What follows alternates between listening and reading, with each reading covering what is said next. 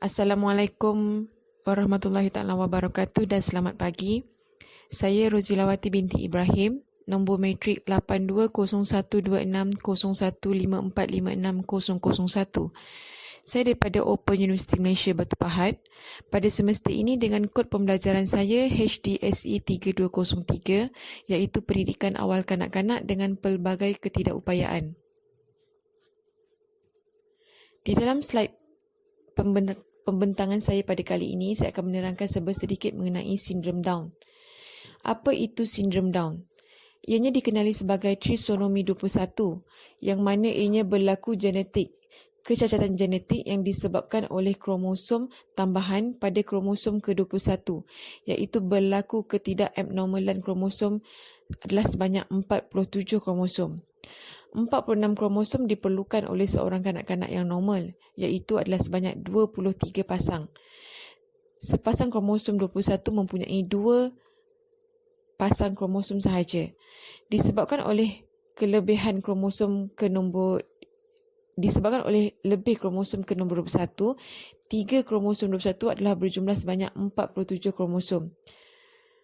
Sindrom Down diambil nama daripada seorang doktor iaitu Dr. John Langdon Down, iaitu seorang doktor British yang menjelaskan penyakit ini pada tahun 1866. Ciri-ciri yang terdapat pada seorang kanak-kanak sindrom Down iaitu mereka mempunyai bukaan mata yang bujur, mempunyai batang hidung yang leper, lidah terjerit keluar, mempunyai leher yang pendek, jarak ketara pada ibu jari kaki dan juga jari yang seterusnya. Terdapat juga satu garis di tapak tangan iaitu yang kita panggil garis simian, dan juga terdapat tumpuk putih pada mata iaitu kita boleh sebutkan dengan tumpuk Brushfield. Punca berlakunya sindrom Down. Usia ibu yang berumur 35 tahun ke atas berisiko tinggi untuk kelahiran sindrom Down. Sebanyak 95% kelahiran sindrom Down berlaku apabila terdapat lebihan kromosom ke-21. Ini disebabkan oleh berlakunya ketidaksempurnaan pembahagian sel secara mitosis sewaktu pemisahan kromosom ke-21. Sebanyak 5% lagi kanak-kanak disebabkan oleh mekanisme yang dinamakan translocation, iaitu berlakunya pemindahan bahan genetik dari kromosom 14 kepada kromosom ke-21. Mekanisme ini juga berlaku kepada ibu-ibu muda. Ciri-ciri sindrom Down kita boleh dapati pada sifat mukanya. Kanak-kanak yang mempunyai penyakit sindrom Down mempunyai iras muka seperti orang Mongol. Pangkal hidungnya yang kemek, jarak antara dua mata jauhnya, mulut yang kecil dan juga lidah terjelir keluar, paras telinga yang rendah, mempunyai kepala kecil dan leper dan juga berleher pendek. Sifat pada tangan adalah kita boleh lihat pada jari kaki yang pendek dan juga jari kelingking yang membengkok ke dalam. Terdapat satu garisan pada tapak tangan iaitu kita panggilkan simian crease. Sifat pada jari kaki, kakinya yang agak pendek dan juga jarak di antara ibu jari kaki dan kaki seterusnya agak jauh. Sifat pada otot untuk kanak-kanak sindrom Down adalah mereka mempunyai otot yang lemah. Apabila otot mereka lemah, badan akan menjadi lembek. Perkembangan motor kasar juga mereka adalah di tahap yang lambat. Mereka juga mengalami masalah kesihatan seperti kesukaran bernafas, masalah penglihatan, masalah pendengaran dan juga masalah pertuturan. Selain daripada itu juga kita boleh kesan kelainan pada kanak-kanak sindrom Down ini adalah berdasarkan daripada perkembangan fizikal mereka seperti berat badan dan juga ketinggian. Komunikasi bahasa, interaksi dan kemahiran kenduri mereka juga adalah berbeza mengikut setiap peringkat umur. Pembentangan seterusnya adalah saya akan menerangkan mengenai kaedah pengajaran dan pembelajaran untuk kanak-kanak sindrom Down. Kaedah pertama kita boleh ajari ialah dengan melalui terapi pertuturan. Terapi pertuturan dijalankan secara berperingkat mengikut kemampuan kanak-kanak. Terapi pertuturan ini diajar untuk mengeluarkan bunyi daripada peti suara mengikut huruf-huruf yang mudah dengan melaksanakan aktiviti permainan bahasa yang menarik. Setiap guru pendidikan khas perlu menarik perhatian kanak-kanak sindrom Down agar mereka boleh dapat terus menjalankan terapi pertuturan mereka dengan mudah dan juga menyeronokkan.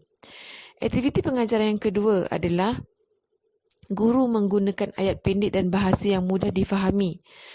Semua pendekatan yang digunakan adalah secara aksi dan lakonan dapat membantu mengoptimumkan proses pembelajaran.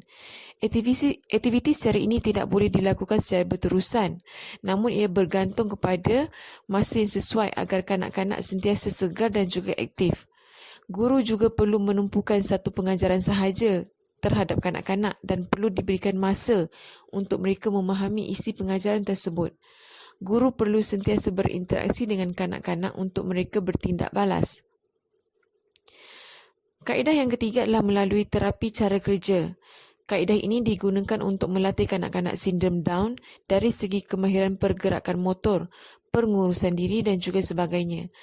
Dalam terapi cara kerja ini, kanak-kanak diajar cara-cara melompat, berlari, merangkak, meniarap, berjalan, makan dan minum, serta memakai pakaian, menyanyi, menari dan juga sebagainya.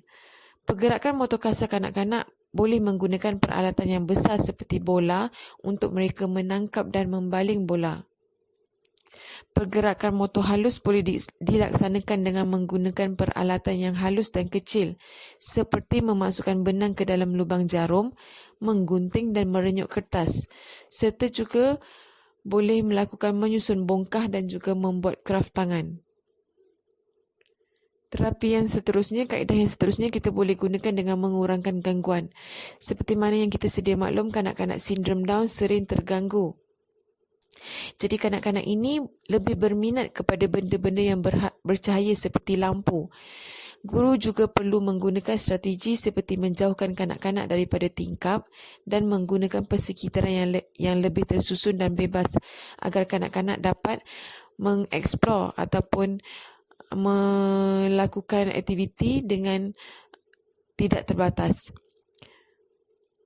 Guru juga boleh memperkenalkan bahan baru secara berperingkat dan perlahan-lahan selain menggunakan alat muzik dalam pengajaran dan pembelajaran. Kesimpulannya, kanak-kanak sindrom Down ini berupaya untuk pulih apabila diberi pendidikan yang baik dan bersesuaian dengan keperluan mereka. Pelbagai pihak perlu memainkan peranan penting dalam menguruskan dan memenuhi keperluan kanak-kanak agar kanak-kanak sindrom Down ini agar mereka merasa disayangi dan dihargai oleh semua pihak. Itu saja pembentangan saya pada kali ini. Sekian, terima kasih.